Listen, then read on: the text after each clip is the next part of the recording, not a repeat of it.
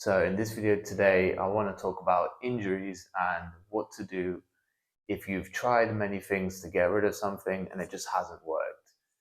So basically, there's a great principle in Kelly Starrett's Becoming a Supple Leopard, and what he suggests is that we mobilize upstream and downstream of the target area. So why would this be effective? So a lot of times we will go after the joint itself, whatever has been injured, and maybe this hasn't worked. And this is because the body is working as a complete system, and we cannot neglect the muscles that are above and below a joint because they're going to have a big impact on the joint itself.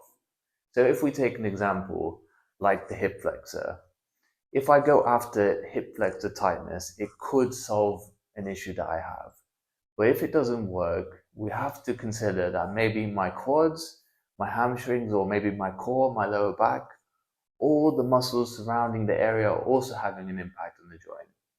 So if we neglect these areas and they are very, very tight or they're in bad positioning, if we neglect this, this can have a huge effect on the joint itself. So this is what he means by mobilizing upstream and downstream. Whatever the target area is, we see what's above and below it, and we try to reduce tension in those areas also. So we can take the example of our elbow also, and we would then go after our triceps, our biceps, and our forearms. We treat mobility as a complete system. So we look to target all areas. We don't really want to be tight anywhere.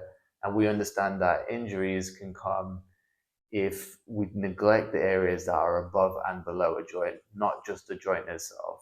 So if you're stuck with an injury and it hasn't gone away, I highly recommend to try to release tension in the areas below and above the joint and see if that helps, because it's helped me massively, and I think it's a really, really brilliant concept to integrate into your mobility training.